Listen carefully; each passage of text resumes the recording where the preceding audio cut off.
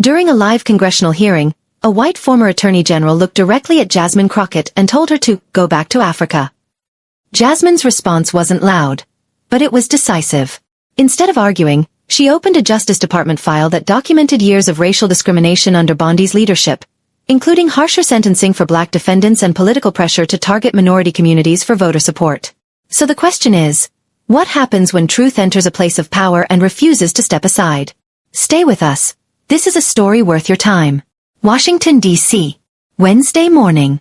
The air outside was dry and sharp.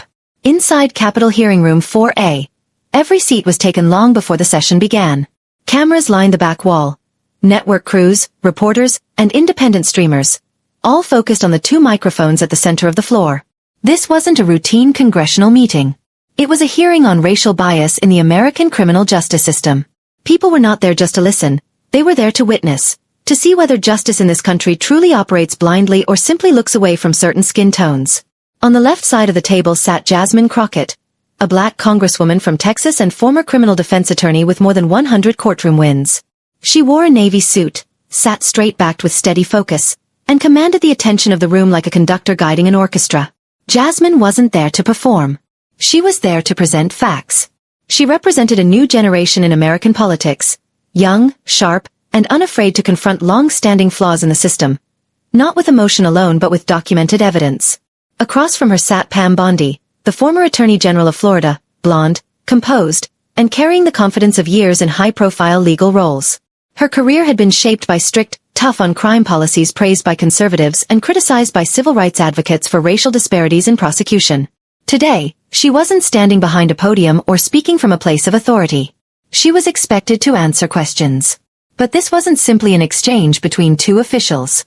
It was a meeting point between two very different American experiences. One side pushed for reform, accountability, and equity. The other defended tradition, order, and the fear that major changes could unsettle a country often unwilling to acknowledge its own problems. Two women, two racial backgrounds, two different visions for the nation, and one unresolved question hanging between them. Does justice in America see color? The room had finally settled. Cameras were fixed in place, their red lights blinking like patient eyes. Pages stopped turning. Every phone was silent. Reporters held their pens in midair, prepared not just to take notes, but to record a defining moment. It was that kind of day, the kind that becomes a footnote in history, the kind people remember long after it ends. A senior clerk stood and formally opened the hearing. The Committee on Justice and Civil Rights will now come to order. Chairs shifted. Jackets were adjusted. The chairman, a gray-haired representative from Oregon with a voice like sandpaper, made brief opening remarks before turning to Jasmine Crockett. She cleared her throat once, not out of unease but concentration. Her eyes didn't scan the room. They held it with steady focus. Good morning, Mr. Chairman, members of the committee. Today, I speak not as an opponent but as a witness to a pattern we've all observed and rarely addressed. I hope we can review not only the statutes. She didn't get to finish. Pam Bondi leaned forward, her tone smooth, precise, and unmistakably dismissive. Maybe, she said, instead of trying to lecture America on justice, you should go back to Africa and study your own roots. The silence that followed was immediate and chilling. Not surprised silence. Intentional, controlled, and unsettling. A heartbeat passed. Then another. A young black aide turned his head. A woman in the audience gasped, her hand frozen halfway to her coffee. Someone muttered a curse under their breath. And then the room fell completely still. The weight of those words lingered in the space between the microphones and marble columns, stripping away any remaining sense of decorum. Jasmine didn't flinch. She didn't pull back or raise her voice. She stayed completely still. Not out of uncertainty, but control. Her hands rested lightly on the table, her posture steady and unaffected by the tension rising around her.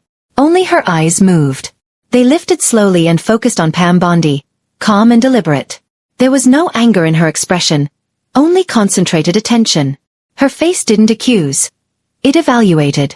Across the room, staff members shifted. A reporter paused mid-sentence, pen suspended in the air. The pressure in the chamber shifted, no longer centered on the slur itself, but on the response everyone knew was coming. Then Jasmine spoke, her voice measured, quiet, and impactful in its simplicity. "I'm sorry," she said softly. "What did you just say?" It wasn't a request for repetition. It was a moment of accountability. The question didn't fill the room. It cleared it, forcing everyone to face the reality of what had been said. No longer something that could be brushed aside. No murmurs followed. No whispers. Just the tense awareness that the hearing had moved from legal discussion to a moral reckoning. Jasmine didn't move, but her presence felt larger. Her tone held no defensiveness, only clarity and control, with an unspoken signal that something more substantive was coming. Pam Bondi stood with slow, deliberate composure, the kind that doesn't soften a statement but reinforces it. She didn't stumble over her words or raise her voice. Every gesture was controlled, as though she had already decided she would not retreat.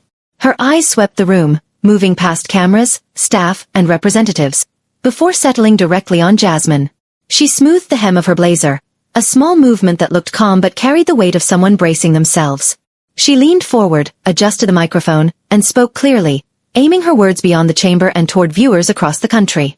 I said, if you think this country is so unjust, so flawed, then maybe you should go back to Africa and fix that instead. The words didn't echo.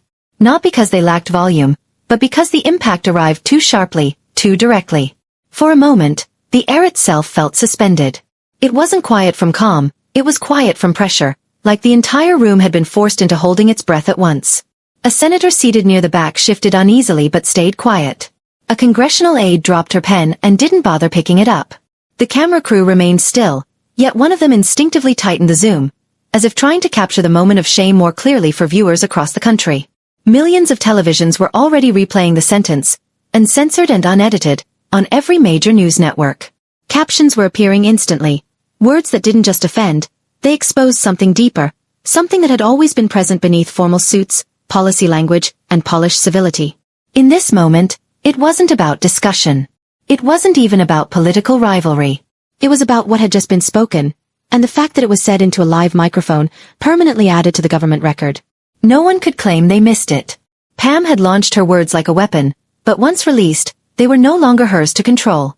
The silence that followed belonged to Jasmine, and everyone recognized it. Jasmine didn't react sharply. She didn't raise her hands, didn't call for order, didn't raise her voice. What she did instead was far more unsettling for those who expected her to break. She remained still, taking a steady breath, her eyes lowered slightly as if weighing not only her response, but the right way to deliver it. Then she rose. The legs of her chair scraped softly, yet the sound carried enough weight to draw the room's attention. She didn't hurry or act for the cameras. She simply pushed her chair back and stepped away from the table. Her heels made a light, measured sound against the marble floor. She walked forward, not toward Pam, but toward the center of the room. The aisle between the rows could have looked like a stage, but she wasn't performing. She was establishing her place. And by the time she reached the middle, every person, from aides to senators to camera operators, was watching only her. She stood upright, hands resting at her sides, expression calm. She didn't need to raise her voice. The room was already focused on her. When she began speaking, her voice was gentle, yet carried clearly through the space, steady and controlled. I was born in Texas, she said, pausing briefly before continuing. My father served in the United States military. He wore the uniform, followed every order, and put his life on the line for this country. My mother was a nurse, someone who cared for anyone who needed help. She never asked what her patients believed or what their background was. She simply served. That's how we were raised, to work hard, to help others, and to believe in a country that has not always believed in us. She took a slow breath, and the room shifted.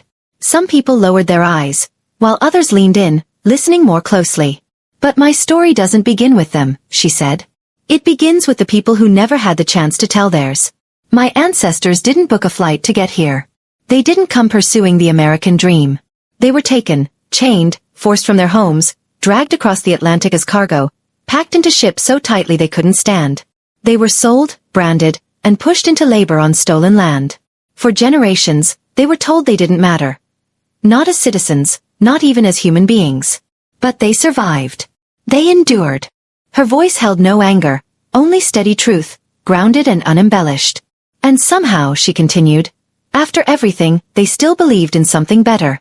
They fought, they built, and they raised new generations. People like me, who continue to believe in this country, even when it forgets us. She shifted her gaze directly toward Pam Bondi. Her tone stayed the same, but her eyes changed. They sharpened, not with hostility, but with clarity. Cold, precise clarity. You want me to go back to Africa? she said, her voice firm and even. Let me explain something. I was here long before you were born.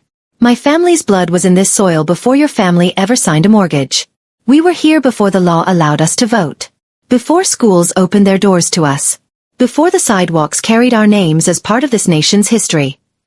Her voice stayed steady, though each word carried more weight. You see someone you think doesn't belong. But I'm not the visitor here. I'm part of the foundation.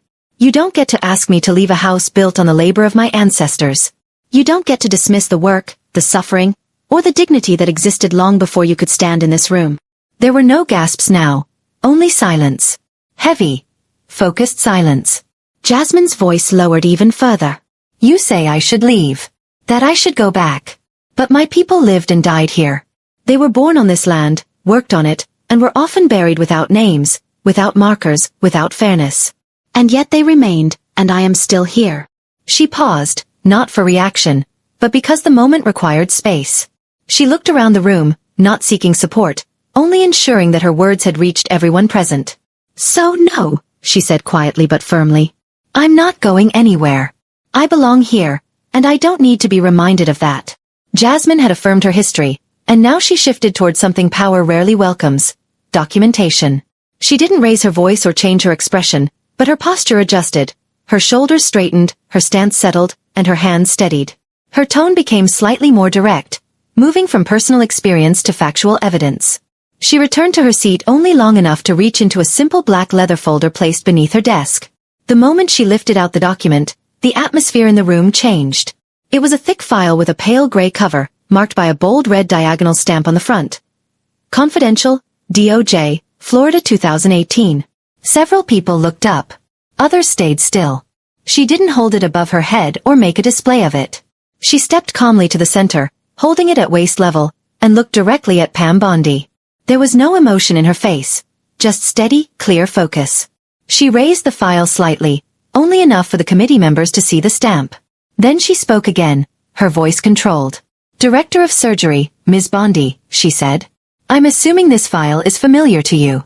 This report was sent to the U.S. Department of Justice in 2018, during your final year as Florida's Attorney General.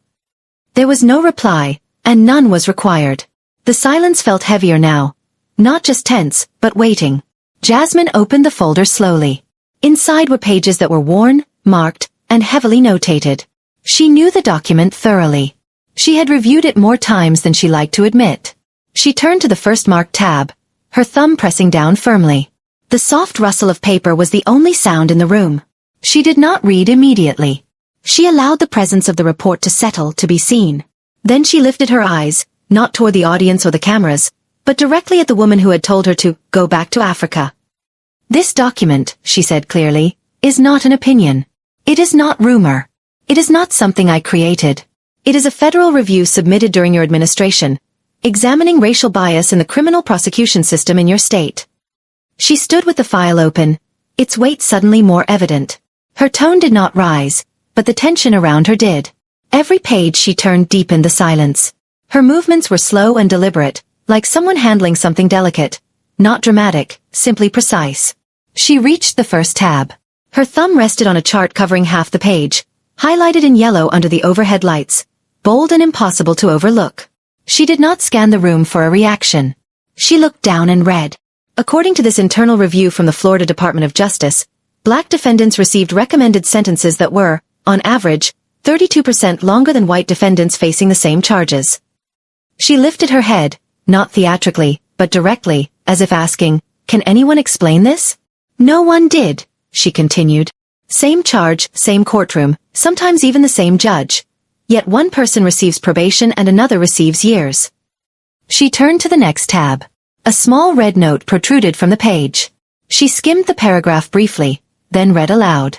Prosecutors showed a documented pattern, this is the report's wording, of upgrading charges when a defendant's last name appeared to be African or Hispanic in origin. That means the only difference was the name. Not the evidence. Not the facts. Just the name.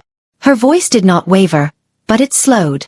It needed to, because these were not abstract numbers, they were people. Your last name could be Martinez, Abdul, or King.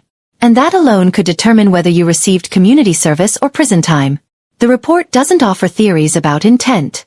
It doesn't have to. The data is clear. She turned another page, more slowly now. The kind of slow that makes listeners hold their breath. Page 47, she said quietly. Analysis of wrongful arrests across the state. 87% occurred in predominantly Black or Latino neighborhoods. 87%. She paused to let the weight of it settle before continuing. Of those cases, fewer than 5% received any official apology. Not 0 resulted in financial compensation. People were arrested, taken from their homes, publicly humiliated, sometimes held for days, and then released. No explanation. No accountability. No justice. The findings were severe, the trends unmistakable. But what followed was what quieted even the strongest offender. A sentence written by one of the report's own investigators. The pages no longer shook in Jasmine's hands. Her voice was steady, almost measured, like delivering a decision after a long process. For years, these issues were ignored, she said evenly. She did not raise her tone or exaggerate the moment. She simply read, slowly and clearly, as she turned to a tabbed page near the